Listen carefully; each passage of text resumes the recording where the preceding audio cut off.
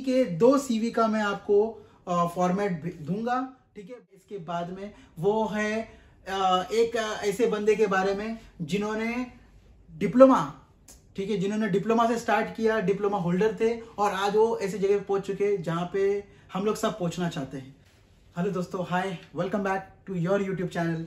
और आज का टॉपिक है सीवी या तो रेज्यूम या हम लोग बोलते हैं इसे बायोडेटा, ठीक है। आज का जो हम लोग सीवी क्रिएट करने वाले हैं या बनाने वाले हैं, ये only for fresher, specially for fresher. जो एक्सपीरियंस होल्डर है वो इसको यूज कर सकते हैं, but to only some extent, ठीक है। एक लिमिटेशन है इसमें, बट जो एकदम फ्रेशर है ये उनके लिए हम लोग डिस्कस करेंगे, क्योंकि आप सबका रिक्वेस्ट आया था कि सर रेज्यूम का फोटो भेजिए, रेज्यूम का फोटो भेजिए, हम लोग आने वाले हैं, हम लोग पास हो गए, हम लोग ये हो गए, हम लोगों का आपका रेज्यूम करें। देखिए, हम लोग में सबसे बड़ा प्रॉब्लम क्या है, मैं आप लोग को ये बता देता हूँ। सभी की बात कर रहा हूं मैं, कि हम लोग मेहनत नहीं करना चाहते। पहली बात तो ये। दूसरी बात ये कि भाई हम लोगों ने बचपन से एक ही चीज सीखा है, copy paste copy paste copy paste, ठीक है। तो हमें ये भी नहीं करना है। क्यों? क्योंकि आप मुझसे अलग हो, मैं किसी और से अलग हूं, वो किसी और से अलग है। हम लोग, हर इंसान जो है, हर एक इंसान एक दूसरे से अलग है। अगर सब एक जैसे होते तो सब एक जैसे दिखते, एक जैसे काम करते और एक ही जैसे सक्सेस पे होते, ठीक है। तो इसलिए हर इंसान की कैपेबिलिटी अलग है, हर इंसान का पढ़ना अलग है, हर इंसान का सीखना अलग है और हर इंसान का एक्सपीरियंस अलग है, ठीक है।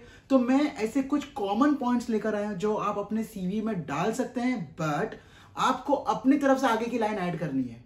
समझ में? आज के बाद जितने भी मेरे व्यूअर्स हैं, मैं चाहता हूं कि आप लोग आज के बाद किसी का भी सीवी कॉपी ना करें, मेरा भी नहीं सीवी कॉपी करें, ठीक है।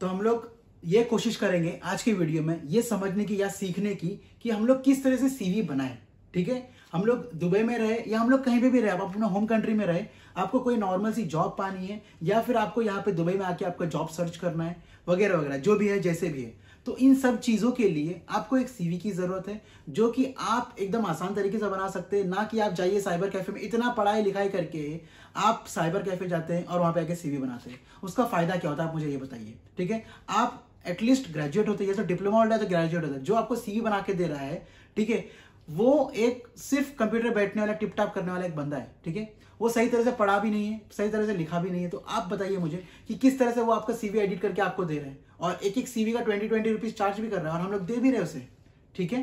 तो इस चीज को अवॉइड करने के लिए, ठीक है, आपको अपनी सीवी बनानी आनी चाहिए। हाँ, ठीक है, कलर कॉम्बिनेशंस थोड़े बहुत होते हैं कि कलर क्या डालना चाहिए, वो सब आप सीख सकते हैं, ठीक है। अगर आप बोलेंगे भाई सर मेरे पास उतना टाइम नहीं है सीखने का, तो फिर ये गलत बात है। क्यों? क्योंकि ये सीवी ऐसी चीज है जो आपको जॉब दिलाएगी, ठीक है। तो अगर आपको जॉब पाना है तो आपको आपकी सीवी खुद बनाना है, ठीक है। ठीक है, समझता हूं कि भाई गलती हो सकती है, कुछ भी हो सकता है, तो अब इंसान गलती कर करके ही सीखता है, ठीक है। ऐसा कोई भी नहीं है बंदा है कि डायरेक्टली भागना सीखा है, पहले रेंगना सीखा है, फिर चलना सीखा है, फिर भागना सीखा है। तो मैं भी ये चाहता हूं कि आप लोग भी स्टेप बाय स्टेप जाए, ठीक है। सीवी बनाना बहुत बड़ा आर्ट नहीं है, एक छोटी सी चीज है जो मैक्सिमम आप आधा घंटा भी डालेंगे आप सीख जाएंगे, ठीक है। कलर कॉम्बिनेशन कैसा करना है, आपको किस तरह सीवी अपना ऐड करना है, आधा घंटा 1 घंटा आप बैठिए, आपका सीवी रेडी हो जाएगा, ओके। तो आज हम लोग कुछ इंपॉर्टेंट पॉइंट्स लेकर आए जो आपके सीवी में होना जरूरी है, ठीक है। तो अगर आप ये सीवी में डालते हैं तो आपका सीवी 100% तो नहीं बचता, बट एटलीस्ट 80 to 90% कंप्लीट हो जाएगा, ओके। तो हम लोग स्टार्ट करते हैं हमारे टॉपिक सीवी या रिज्यूम को लेके, ठीक है। तो सबसे पहले पॉइंट हम लोग बात करेंगे कि ये सब तो हम लोग को जरूरत है, तो बट इस सब के ऊपर आपको चाहिए आपका फोटो, ठीक है। ये चाहिए आपको एक फोटो,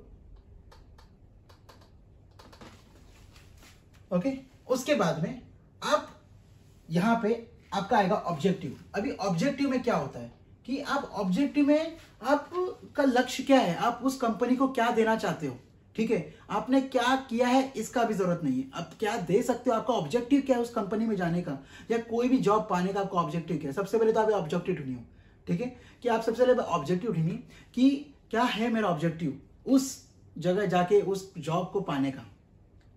तो ऑब्जेक्टिव में आप क्या लिख सकते हैं, एक एग्जांपल के तौर पे आपको देता हूं कि आप सबसे पहले क्या लिखोगे आपके ऑब्जेक्टिव में। तो आपके ऑब्जेक्टिव में ऐसा कुछ होना चाहिए कि आप कंपनी का भला सोच रहे हो, ठीक है, यानी कि मैं कंपनी का ग्रोथ कराना चाहता हूं, पॉजिटिव एक्टिविटी के साथ में ना ही एक सिर्फ डेवलपमेंट करना चाहता, मैं अपना खुद का पर्सनल डेवलपमेंट करना चाहता हूं, क्योंकि अगर मेरा पर्सनल डेवलपमेंट होगा तो ऑटोमेटिकली कंपनी का भी डेवलपमेंट होगा। ठीक है, तो यहां पे आप लिखेंगे कंपनी को डेवलप करने के बारे में, development of company plus personal development. ठीक है,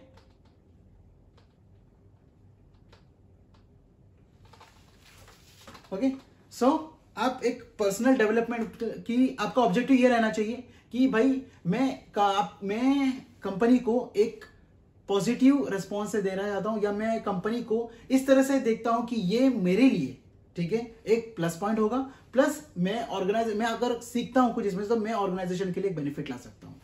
ओके, अब सेकंड पॉइंट पे आते हैं हम लोग, कीवर्ड्स। कीवर्ड्स में क्या आएगा आपका? कीवर्ड्स में यह आएगा कि आपने डीएचए क्वालिफाई किया है या एमओएच क्वालिफाई किया है या हाथ क्वालिफाई किया है। ठीक है, यही आपका कीवर्ड है, डीएचए, एमओएच या हाथ। ओके, एक और एक बात, अगर आपके पास ड्राइविंग लाइसेंस है, वही बता रहा हूं, ये सिर्फ फ्रेशर्स के लिए, इसके लिए मैं ज्यादा आगे नहीं बता रहा हूं। अगर आपके पास ड्राइविंग लाइसेंस है फिर भी यूएई का, ठीक है, तो आप यहां पे लिख सकते हैं कि यूएई ड्राइविंग लाइसेंस। ठीक है, अगर आप समझ लीजिए यहां पर आके मार्केटिंग का जॉब अगर ढूंढना चाहते हैं तो ये आपके लिए एक प्लस पॉइंट होगा कि आप ये भी लिख दें। ठीक है, क्योंकि बहुत सारे स्टूडेंट्स होते हैं जो इंडिया में रह के मार्केटिंग का भी जॉब किए होते हैं और फार्मेसी भी शाम को रह के करते रहते हैं, तो उनके लिए एक प्लस पॉइंट है दुबई में आने के बाद में कि आप दोनों तरफ जॉब ढूंढ सकते हैं। ठीक है, अब हम लोग एजुकेशन की बात करते हैं। तो एजुकेशन में आपको कोई बहुत बड़ा चिट्टा खेल नहीं लिखना है, आपको सिर्फ आपको क्या लिखना है इधर पे कि आपने अगर डिप्लोमा किया है तो डिप्लोमा के बारे में लिख दीजिए। ठीक है, कि डिप्लोमा में आपको XYZ परसेंटेज आए थे और XYZ क्लास। ठीक है, ये डिप्लोमा। अगर आपने डिग्री भी किया है, ठीक है, तो डिप्लोमा और यहां पे डिग्री से।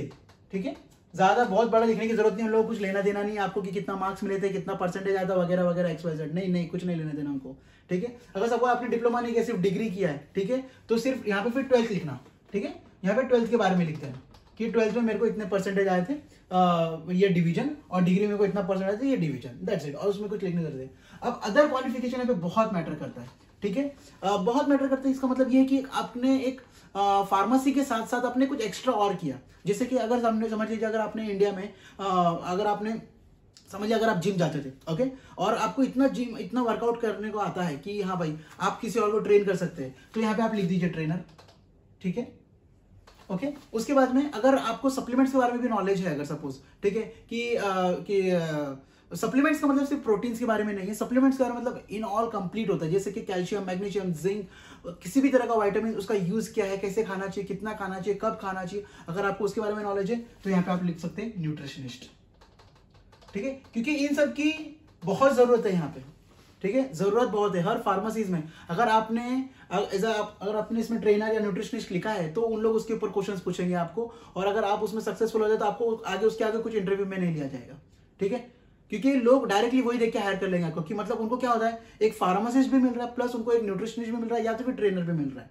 ठीक है, तो आप एक अपना, ये सिर्फ एग्जांपल के तौर पे, अगर आपको और भी कुछ कला है आप में जो आप इसमें धंधा लाने में उनको मदद कर सकते हैं, सो आप उसमें लिखिए। ओके, तो ये बहुत मैटर करता है आपका कि आपका ये दिमाग, आपका ये कितना है। ठीक है, बहुत सारे लोग इसका कर चुके रहते हैं, मतलब जैसे कि अपने बॉडी बिल्डिंग कर चुके, बट उसको यूटिलाइज कैसे करना है उसका आइडिया नहीं है आपको। बहुत सारे लोग पर्सनल ट्रेनिंग कर चुके, बट कैसे करना है उसका आइडिया नहीं है। ठीक है, बहुत सारे लोगों ने प्रोटीन्स लिया है, BCAA कैसा लेना है, ग्लूटामिन कैसा लेना है, प्री वर्कआउट कैसे लेना है, पोस्ट वर्कआउट कैसे लेना है, सब कुछ पता होता है, बट वो लिखते नहीं। क्यों? क्योंकि उनको लगता है कि इसका क्या यूज है। नहीं, अगर आपको पता है इसके बारे में, आप लिखिए, क्योंकि अगर आप लिखोगे नहीं तो सामने लोगों को दिखेगा कैसे। ठीक है, जरूरी नहीं कि एक पर्सनल ट्रेनर जो एकदम दिखना ही चाहिए एकदम कि जड़, नहीं भाई पर्सनल ट्रेनर दिख रहा है तो इसको पूछा जाए, नहीं, ऐसा नहीं होता है। पर्सनल ट्रेनर भाई दुबला पतला भी हो सकता है, बट क्योंकि उसको टेक्निक्स पता है कि कैसा करना है, इसके लिए उसको पर्सनल ट्रेनर कहते हैं। ठीक है, अब हम लोग बढ़ते हैं हमारे स्ट्रेंथ्स के लिए। ठीक है, कि हमारा स्ट्रेंथ्स क्या है। सबसे पहले तो आप अपने स्ट्रेंथ में क्या लिखोगे। ठीक है, तो सबसे पहले आप अपने स्ट्रेंथ में क्या लिखोगे कि भाई हमको सबको पता है कि भाई आप लोग जो है ये लिखोगे भाई हम लोग ऑनेस्ट है। ठीक है, सो हम लोग है क्या, ऑनेस्ट। ठीक है, सेकेंडली आप लिखोगे हार्ड वर्किंग। ठीक है, उसके बाद में क्या है, रिलायबल, मतलब कंपनी आपके ऊपर डिपेंडेंट हो सकती है कि हाँ भाई आप ये दुकान में रहिए, हम आप पे भरोसा करते हैं। ठीक है, उसके बाद में ये हर एक चीज का एक एक पॉइंट आप बना सकते हैं। ठीक है। या फिर आप एक ही लाइन में आप लिख सकते हैं इसको, कोई बहुत ये नहीं कि आपको ज्यादा एक्सटेंडेड वर्जन में लिखना है आपको, ठीक है। तो ऑनेस्ट, हार्ड वर्किंग, रिलायबल, ये आप क्या हो गया ये। उसके बाद में अगर आपको और कुछ लिखना है जैसे कि क्रॉस प्रमोशन, ठीक है, क्रॉस प्रमोशन, जैसे कि अगर कोई बंदा आया, कोई शुगर की मेडिसिन लेने के लिए आया आपके दुकान पे, आपके मेडिकल स्टोर पे, और आपने उसको और क्या सेल आउट किया, ठीक है, वो तो मेडिसिन लिया ही, बट क्या आपने उसको पूछा कि सर आपके पास बीपी आपके पास ग्लूकोज मॉनिटर है क्या आपका आंखों में कोई तकलीफ है क्या, क्योंकि अगर आपको डायबिटिक है, अगर सपोज डायबिटिक कंडीशन है तो आंखों में परत जैसे भी आती है, ठीक है, तो उसको आप सजेस्ट कर सकते हैं। अगर परत जैसे आए तो आप डॉक्टर को सजेस्ट कर सकते हैं, भाई क्यों, क्योंकि परत क्यों आई है, यहाँ पे उसको समझाइए कि कैटरेक्ट का प्रॉब्लम हो सकता है या आया होगा, आप डॉक्टर को शो करिए, ठीक है। तो इसको बोलते हैं कि काउंसलिंग भी करना, ठीक है। तो साथ साथ आप यहाँ पे लिख दिए क्या, काउंसलिंग, ठीक है। तो क्रॉस प्रमोशन आ गया, काउंसलिंग हो गया। अगर आपको ये सब आता है तो आप जरूर लिखिए, ठीक है। मगर अगर आप एक मेडिकल में काम किए हो और ऐसा रिटेल मेडिकल में काम किए तो 100% ऐसा है कि आपको ये तो आना ही चाहिए। क्रॉस प्रमोशंस कैसे करते हैं, कैसे हम लोगों ने ब्रांडेड प्रोडक्ट्स कोई मांगने आया और हम लोग ने उनको जनरिक दे दिया, ठीक है। कैसे कोई बंदा आया हमसे कुछ मांगने के लिए, जैसे कि उसने बोला कि हमको सर्दी खांसी बुखार हुआ है, तुमने कुछ दिए प्लस साथ में आपने मल्टीविटामिन दे दिया, कोई और कुछ दे दिए, तो इससे क्या होता है कि आपका सेल बढ़ाने का आपको आइडिया आता है कि आपको धंधा कैसे बढ़ाना है, ठीक है। किसी को भी ऐसा बंदा चाहिए जो धंधा बढ़ा के दे, ओके। तो ये हो गया हमारा स्ट्रेंथ। अब वर्क एक्सपीरियंस की अगर बात करें तो आपका सिर्फ जो वर्क एक्सपीरियंस है सिर्फ उतना ही लिखिए, ठीक है। जैसे कि अगर आपने कोई रिटेल फार्मेसी में अगर काम किया है तो इधर पे देखिए, जिसको भी एक देखिए, मैं एकदम साफ साफ बोल रहा हूं, अगर आपको फार्मेसी में काम करना है तो यहाँ पे रिटेल का वर्क एक्सपीरियंस आना जरूरी है, ओके। जिसको भी फार्मेसी में काम करना है, क्यों, क्योंकि यहाँ पर आके सामने वाला आपसे क्या सवाल पूछेगा। अगर सपोज आपने मार्केटिंग किया बैक इन इंडिया और आपको मेडिकल का बिल्कुल भी आइडिया नहीं है, तो आप मेरे को ये बताइए कि सामने वाला आपसे क्या पूछेगा, ठीक है, कि भाई इस चीज को बेच के दिखाओ या इस चीज को कैसे आप देते, आप इंडिया में अगर सर्दी खांसी हुई तो आप क्या दिए, अगर आपको नहीं पता तो आप कैसे सेल करोगे, ठीक है। हाँ, अगर मार्केटिंग के जॉब के लिए जाना है तो आपके यहाँ पे जो वर्क एक्सपीरियंस है वो आप मार्केटिंग का शो करिए, ठीक है। आपने मार्केटिंग में क्या किया है, आपके रूल्स एंड रिस्पॉन्सिबिलिटीज क्या रही है, वो आप मार्केटिंग में लिखिए। बट यहाँ पे आपका रिटेल का कितना एक्सपीरियंस आप वहां पे शो कर दीजिए, ठीक है। जैसे कि आपने 3 साल, 3.5 साल, 4 साल, 5 साल, 6 साल, जितना भी साल आपने काम किया है, जैसे आप लोग मुझको लिखिए, देखिए सर मेरे को 6 साल का एक्सपीरियंस है, क्या मैं वहां पे काम कर सकता हूँ, मैं डीएचए नहीं दूंगा चलेगा, नहीं, डीएचए तो आपको देना ही पड़ेगा। बट आपने जो 6 साल काम किया वो आपको यहाँ पे लिखना है, work as a pharmacist in this pharmacy, as a pharmacist या फिर सीनियर फार्मासिस्ट या जो भी पोजीशन पे आपने काम किया है, ठीक है। उसके बाद में रूल्स एंड रेस्पॉन्सिबिलिटीज, ये बहुत ही इंपॉर्टेंट टॉपिक है कि रूल्स एंड रेस्पॉन्सिबिलिटीज क्या था आपका उधर पे, ठीक है। रोल्स एंड रेस्पॉन्सिबिलिटी में अगर देखा जाए तो सबसे पहले क्या किया है, सब लोग ने मर्चेंडाइजिंग, ठीक है, मर्चेंडाइजिंग सबने किया, पर इसका मतलब नहीं पता है लोगों को, ठीक है। बहुत बड़ा वर्ड है बट बहुत आसान वर्ड है, ठीक है। मर्चेंडाइजिंग का मतलब ये होता है कि आपके पास सामान आया, आपने उस सामान को जगह पे लगा दिया, पहली बात ये। दूसरी बात, कोई भी सामान आगे पीछे रखा हुआ है तो उसको हम लोग ने क्या किया, एक लाइन में लेकर आ गए, ठीक है, ताकि वो खूबसूरत दिखे। जब एक लाइन में रहेगा, लीनियर पोजीशन में रहेगा, तो आप लोगों को भी अच्छा लगेगा देखने में, पेशेंट कस्टमर को भी देखने में अच्छा लगेगा, हाँ भाई ये फार्मेसी सजाया हुआ है, ठीक है। तो सजाने को हम लोग मर्चेंडाइजिंग कहते हैं, ठीक है। तो सबसे पहले आपने मर्चेंडाइजिंग किया हुआ है। सेकंड पॉइंट अगर बात किया जाए यहाँ पे, तो आप लोगों ने किया है क्या, एक्सपायरी चेकिंग, ठीक है, एक्सपायरी चेकिंग किया हुआ है आपने। उसके बाद में काउंसलिंग किया है आपने, ठीक है। उसके बाद में और क्या करते हैं हम लोग फार्मेसी में, ठीक है, पेशेंट सेटिस्फैक्शन लाते हैं हम लोग, उनको काउंसलिंग करके, उनको समझा के, उनको बता के, ठीक है। और भी कुछ पॉइंट्स अगर मेरे से छूट रहे हैं तो आप अपनी तरफ से डाल दीजिएगा अगर आपको याद आता है तो, ठीक है। चलो टेक्निकल स्किल की बात करते हैं। देखिए एक फार्मेसी में रहना या एक फार्मासिस्ट के लिए टेक्निकल स्किल आना नहीं आना कोई बहुत बड़ी बात नहीं, कोई जरूरत भी नहीं है। हम लोगों को सिर्फ इतना आना चाहिए कि भाई मेरे को एक्सेल थोड़ा बहुत चलाने आना चाहिए, ठीक है, मैंने कोई सॉफ्टवेयर पे काम किया रहूंगा, दैट्स इट। उसके अलावा अगर मेरे को पावर पॉइंट बनाने आता है तो ठीक है, वो लिख दीजिए आप। बट एक बात याद रखिए कि यहाँ पर जब आप दुबई में आते, जब आप लोग दुबई में आते, ठीक है, तो एक सीवी एक तरह की बनती है यहाँ पे टेक्निकल स्किल वाली, ठीक है। तो वहां पे स्किल ऐसा लिखा रहता है और वहां पे स्टार मार्क रहता है ऐसा, इन लोग 4 स्टार 5 स्टार 6 स्टार ऐसा कर देते हैं। इसका मतलब क्या समझेगा, आप मुझको ये समझाइए कि इसका मतलब इंटरव्यूअर क्या समझेगा। हाँ, 5 का मतलब क्या है, आपको बहुत कुछ आता है। अभी अगर आपको बहुत कुछ आता है, अगर एक्सेल में से अगर कुछ पूछ ले, ठीक है, एक्सेल में से कुछ पूछ ले तो हम लोग नहीं बता पाएंगे। तो हमको नहीं आता है तो काहे के लिए इतना मगजमारी करने का। सिर्फ यहाँ पे क्या लिखने का हम लोगों को, सिर्फ यहाँ पे ये लिखना है कि टेक्निकल स्किल में ना क्या आता है हमको, भाई सिर्फ लिखना है यहाँ पे कि क्या आता है हमको। Excel Microsoft Office, Microsoft Word आता है, क्योंकि उसमें हम लोग थोड़ा बहुत एडिटिंग कर सकते हैं, कट वट कर सकते हैं। और क्या आता है, थोड़ा बहुत MS में पावर पॉइंट आता है, ठीक है, वो भी अगर कोई प्रेजेंटेशन बनाने बोलेगा तो, ठीक है, अदरवाइज हमको वो भी नहीं आता है। तो नहीं आता तो कोई बात नहीं है, कोई यहाँ पे आपको बैठ के नहीं पूछेगा आपकी टेक्निकल स्किल बताइए, नहीं, बस लोगों को इतना पता होना चाहिए आप कंप्यूटर पे काम किए हुए हो, ठीक है। अगर आपने काम बिल्कुल ही नहीं किया है तो ये सेक्शन ही मत डालिए, ठीक है।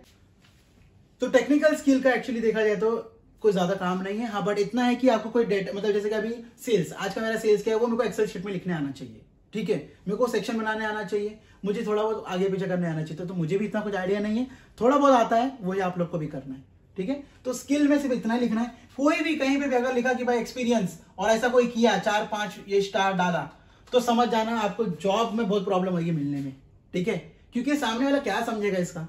मैं ये नहीं बोल रहा कि गलत है, ठीक है, अगर समझ लीजिए मैंने अभी 5 स्टार डाल दिया, ठीक है, हमको क्या है, हमको सब में 5 स्टार चाहिए खुद के लिए, 3 स्टार के नीचे तो हमको चाहिए ही नहीं भाई, खुद के लिए 3 स्टार के नीचे कुछ भी नहीं चाहिए। बट अगर हम लोग अगर उसका नॉलेज का अगर पूछ लेंगे तो 0 सन्नाटा, सब लोग, सबका, मेरा भी हाल वही है। इसके लिए ये स्टार वार का झंझट छोड़ो। सपोज अगर आप लोग ने मतलब दुबई में आकर अगर आप CV बना रहे हो तो मैं उसकी बात कर रहा हूँ, अगर इंडिया से बना के ला रहे हो तो कोई इशू नहीं है उसमें, ठीक है, कि वहां पे स्टार वार का कुछ इतना मसला नहीं है, ओके। तो मैं आपको 2-3 CV भी बता दूंगा, ओके, कि कैसा बनता है, कैसा दिखता है, ओके, बट याद रखिए आपको वो कॉपी नहीं करना है, ठीक है, आपको वो कॉपी नहीं करना है, आपको खुद की तरफ से लिखना है, आपको सिर्फ रेफरेंस के लिए दूंगा मैं कि आप उसको रेफर कर लीजिएगा, ओके ओके। एक और बात मैं इसके लिए बोला कॉपी नहीं करने के लिए, सपोज मेरा भी अल्हम्दुलिल्लाह 800-825 सब्सक्राइबर्स हो गए, ठीक है, 825 में से अगर मेरा 100 सब्सक्राइबर्स भी अगर दुबई आते हैं, ठीक है, अगर वो 100 के 100 के सेम CV रही दिखने में, सोचो, तुम सोचो, सेम टू सेम CV रही, तो क्या बोलेगा सामने वाला कि भाई इसने CV भी कॉपी करके लाया है, खुद के दम से वो भी नहीं किया है, ठीक है। तो हम लोग ये नहीं चाहते, क्योंकि देखिए अगर मैं एक कंपनी में जाऊंगा ना इसके लिए CV ड्रॉप करने के लिए, तो दूसरा भी बंदा भी आएगा, तीसरा बंदा भी आएगा, चौथा बंदा भी आएगा, और सबकी CV सेम टू सेम दिखती है, सबकी CV सेम टू सेम। यकीन मानिए अभी यहाँ पे हम लोग ने एक हायरिंग स्टार्ट किया थोड़े दिन पहले, ठीक है, तो जैसे जिसकी भी CV आती थी सेम टू सेम, सिर्फ मेरे ख्याल से नाम अलग रहता होगा बस।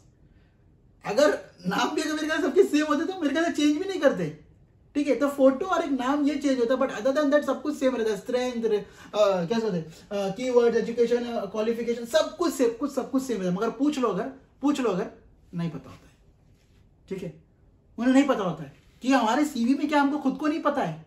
अभी आप बताइए कि आप इंटरव्यू क्रैक करने के लिए जा रहे हो, जो आपको जॉब दिलाने वाला है और वही परफेक्ट नहीं बना हुआ है, ऐसा कैसे चलेगा, ठीक है, तो इस चीज का ध्यान रखिए।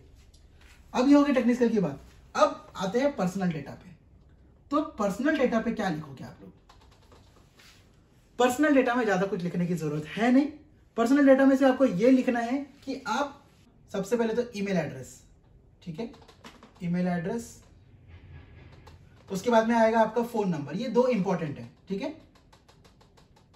क्योंकि डायरेक्टली मोस्टली कॉल आते हैं या फिर बड़ी कंपनी होती है वो आपको मेल करती है, ठीक है, तो ये 2 का होना बहुत जरूरी है। पहले के टाइम में जब कोविड चल रहा था तो उस टाइम पे लोग ऑनलाइन भी ले रहे थे, तो जूम का भी लोग, बहुत सारे लोग ने ये बना के रखा था, बट अब जूम का बना के कोई मतलब नहीं है, क्योंकि अभी कोई कॉल नहीं कर रहा, क्योंकि बहुत सारे लोग यहीं पे पड़े हुए, तो काय के लिए कोई कॉल करेगा किसी को भी, ठीक है। तो ये 2 पर्सनल डिटेल्स में होना जरूरी है, okay.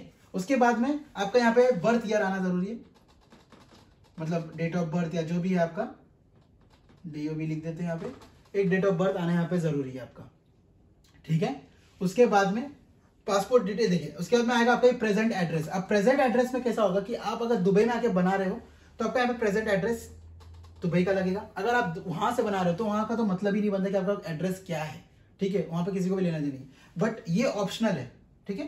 Personal address and passport details, this both are optional, okay, ये ऑप्शनल है, आपको डालना है आप डाल सकते हो, नहीं डालना है नहीं डाल सकते हो, कोई पूछेगा नहीं, कोई कुछ बोलेगा नहीं आपको, ठीक है। बट आपको विजिट वीजा का स्टेटस लिखना जरूरी है, ठीक है, स्टेटस एज विजिट वीजा, ठीक है, वीजा, और ये कब एक्सपायर होने वाला है, फॉर एग्जाम्पल 34 अप्रैल 2023, तो यहां पे लिखना है आपको कि एक्सपायरी कब तक होने वाला है, ठीक है। अब एक्सपायरी का हम लोग कैसे देखते हैं, आप जब भी आते हैं, जैसे आप वीजा बना लिए, आप जैसे ही दुबई में लैंड करते हो तो वो आपका फर्स्ट डे होता है और वहां से आपका 60 डेज चालू हो जाएगा, ओके। सो आप उस तरफ से कैलकुलेट कर लीजिएगा और आपको आपका यहाँ पे आप विजिट वीजा का स्टेटस लिख सकते हो कि आपका विजिट वीजा है, ये भूलिएगा नहीं, ठीक है। क्योंकि बहुत सारे लोग ये भी देखते हैं कि आपने कब आए हो, कब अप्लाई कर रहे हो, कब क्या कर रहे हो, वगैरह वगैरह सब कुछ, ठीक है। तो मेरे ख्याल से आप लोगों को समझ में आ गया होगा। एक और एक बात, कोई कोई है ना पर्सनल डेटा में से, जैसे कि ईमेल एड्रेस हो गया, ये फोन नंबर हो गया, ठीक है। ये क्या करते हैं ना बहुत सारे लोग यहाँ पे पहले सबसे अपनी सीवी या ये डाल देते, अपना फोटो डाल देते और उसी के नीचे अपना फोन नंबर और अपना ईमेल एड्रेस ये लिख देते। तो ये भी चलेगा, कोई प्रॉब्लम नहीं है उसमें, ठीक है, ये भी चलेगा, कोई प्रॉब्लम नहीं है। एक और एक बात याद रखिएगा कि जैसे आप दुबई में आते हैं तो आप एयरपोर्ट से मत लीजिएगा सिम कार्ड। मेरे हिसाब से आप जैसे थोड़ा सा बाहर निकलेंगे तो वहां पे आपको बाहर एतिसलात का या डू का आपको बूथ मिलेगा, वहीं से लीजिएगा। वहां में भी 50 दिरहम्स लगेगा। क्यों? क्योंकि आपको जॉब ढूंढने में आसानी हो, ना कि 2 महीने बाद सपोज आपका एक्सपायर कर जाता है, आपका वीजा एक्सपायर कर जाता है तो नंबर भी चेंज हो जाएगा और वापस से कॉन्टेक्ट करने में बहुत तकलीफ होगी आप लोगों को, ठीक है। तो इस चीज का गौर करिएगा, इस चीज का ध्यान रखिएगा। ज्यादा पैसा बचाने के चक्कर में मत जाइएगा, क्योंकि अगर पैसा बचाने के चक्कर में गए तो जॉब मिलने के चक्कर कम हो जाएंगे, ठीक है। तो फिलहाल में हमको सबसे पहला प्रायोरिटी ये होता है कि हमको जॉब मिल जाए, क्योंकि एक बार जॉब मिल गया तो पूरा पैसा जो भी आपने डाला है एग्जाम के लिए, डेटा फ्लो के लिए, 2-3 बार आप फेल हुए उससे कुछ फर्क नहीं पड़ता, एमओएच में कन्वर्ट किए उससे कुछ फर्क नहीं पड़ता, क्योंकि आपका पैसा मैक्सिमम 3 महीना, 4 महीना, 6 महीने में कवर हो जाएगा, ठीक है। तो आपको यहीं पे रहना है 1 साल, 1.5 साल, 2 साल, तो उसके लिए आप टेंशन मत लीजिए, आप आराम से आइए, जॉब कीजिए और जाइए आराम से, ठीक है। तो आज के लिए मेरे ख्याल से इतना ही काफी है। और मैं सीवी के 2 सीवी का मैं आपको फॉर्मेट दूंगा, ठीक है। बट मेरी आपसे यही गुजारिश है कि आप please same to same copy ना करें, थोड़ा ऊपर नीचे अपना दिमाग लगाए, थोड़ा अपना डालिए, इनपुट डालिए उसमें, ठीक है। आप डालिए और उसको एडिट करके लिखिएगा, ठीक है। मैं आपको दोनों फॉर्मेट दे दूंगा, इंशाल्लाह दोनों के दोनों आपको काम आएंगे, ठीक है। तो होप करता हूं कि आप बराबर पढ़ाई कर रहे हैं, आप लोग मेरे बराबर वीडियोस देख रहे हैं और आपका साथ मेरे लिए बहुत जरूरी है। जैसे कि मेरा साथ आपके लिए जरूरी है, वैसे आपका साथ मेरे लिए जरूरी है। तो मैं दुआ करता हूं, आशा करता हूं कि आप लोगों को समझ में आया मैंने आज आपको क्या एक्सप्लेन किया है। और आप लोग जितने भी लोग मुझसे राब्ता कर रहे हैं फोन पे या किसी के भी थ्रू, अगर आप लोग मुझसे मैसेज कर रहे हैं, बात कर रहे हैं, तो होप मैं आप सबके सभी तरह के आंसर्स दे रहा हूं और कोशिश कर रहा हूं कि आप लोग सेटिस्फाई हो इस चीज से लेके। और एक बात मैं बताना चाहता हूं, बट नेक्स्ट वीडियो बताएंगे जरूर। बट जो सबसे इंपॉर्टेंट आने वाला है इसके बाद में, वो है एक ऐसे बंदे के बारे में जिन्होंने डिप्लोमा, ठीक है, जिन्होंने डिप्लोमा से स्टार्ट किया, डिप्लोमा होल्डर थे और आज वो ऐसी जगह पे पहुंच चुके हैं जहां पे हम लोग सब पहुंचना चाहते हैं, ठीक है। तो वो एक नेक्स्ट वीडियो में बना चुके हैं एक्चुअली, हम लोग अब डालना बाकी है सिर्फ। तो उनका इंटरव्यू लिया गया है बाकायदा, ताकि आप लोगों को आइडिया है कि किस तरह से आप लोग यहाँ पर आके अपने आप को कैसा ग्रो करा सकते हैं। क्योंकि बहुत सारे डिप्लोमा होल्डर्स रहते हैं, वो मुझे मैसेज करते हैं, कॉल करते हैं कि सर जॉब मिलता है क्या, प्रमोशन मिलता है क्या, कब तक मिलता है, इतनी सैलरी कब बढ़ेगी। तो ऐसा पूछने की जरूरत नहीं है। जैसे मैं आपको वो वाला वीडियो जैसे आप आएगा तो आप लोगों को समझ में आ जाएगा, ठीक है। तो एंजॉय कीजिए आज का ये वीडियो और समझिए ये वीडियो को, ठीक है, कि ये वीडियो क्यों बनाया गया और आप लोग किस तरह से इसको यूज कर सकते हैं। So thank you and good bye, और मिलते हैं हम लोग आपको अगले वीडियो में।